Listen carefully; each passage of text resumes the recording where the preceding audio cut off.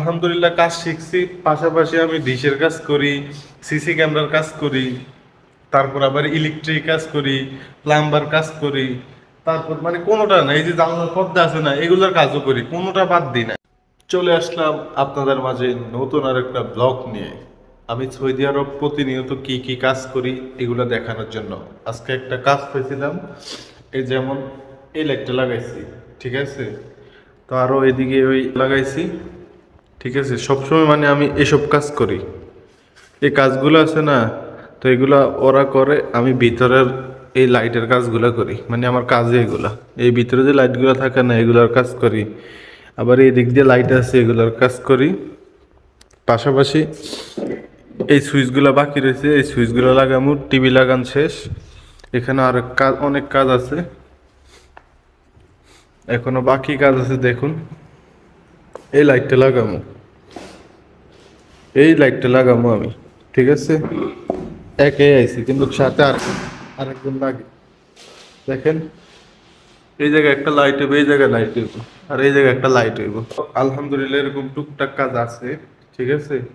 এগুলো কখনো নিজে কাজ পাই, কখনো কারো মাধ্যম থেকে, মানে আমি বেশিরভাগ ইয়ামানিদের সাথে কাজ করি, ওরাই আমার কাজ দেয়, ঠিক আছে, ওরাই আমার কাজ দেয়। আবার এই লাগাইছি এলইডি উপরে যে লাইট গুলো জ্বলতেছে না, দেখুন কত সুন্দর। এই লাইট গুলো লাগাইছি, এই কাজগুলো নিছি মাত্র, বেশি না, 300 রিয়াল, ঠিক আছে। মাত্র এখন বাজে কয়টা, 7টা বাজে, ঠিক আছে। আইসি 5টা, 4:30টার দিকে, আস্তে আস্তে 5টা বেজে গেছে। এগুলা লাগাই লাইছি, এখন বাকি আছে এগুলা। তো আলহামদুলিল্লাহ ভালোই আছি, মোটামুটি কাজও আছে, সবকিছুই মোটামুটি ভালো চলতেছে। যারা আসেন সৌদি আরবের ভিতরে আইসে মনে করেন না কাজ পান না, কাজ করেন না, হতাশ হবেন না ভাই। কপালে যা আছে তাই হবে, আল্লাহ পাক আপনার কপালে যাই রাখছে তাই হবে। অবশ্যই মনে করেন না, ফার্স্ট টাইম আমিও আইসে খুব কষ্টে ছিলাম, অনেক কষ্টে ছিলাম, ঠিক আছে। তারপর আমি এক দোকানে চাকরি করছি, এখন ওই দোকানের মাধ্যমে আছে, কিন্তু আমি কাজ করি বাইরে, ঠিক আছে। দোকান থেকেও কাজ আসে এমনিতে দোকানে। আরেকটা আমার প্লাস পয়েন্ট কি, আমি দোকানে কাজ করছি না, এই কারণে আমার মুখ চিন পরিচয় হয়ে গেছে, এই কারণে আমার কাজগুলো আরো বেশি হইতেছে, ঠিক আছে। কেন সবাই আমার জানে এখন।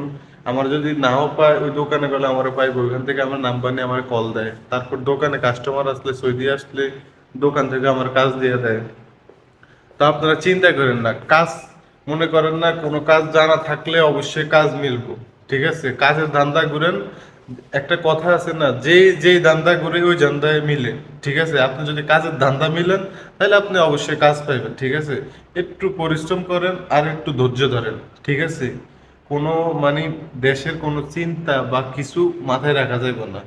চিন্তা করব আসছি প্রবাসে কাজ করার জন্য, কিভাবে কাজ করব এগুলা ভাববেন, ঠিক আছে। অন্য কোনো করবেন না, একটা না একটা ব্যবস্থা হইবেই, ঠিক আছে। যদি আপনার এই প্রবাসে আপনার মনে করেন না রিজিক থাকে, তাহলে অবশ্যই আপনার একটা না একটা কাজের ব্যবস্থা হইব, ঠিক আছে। আর রিজিক নিয়ে কখনো কেউ চিন্তা করেন না, ঠিক আছে।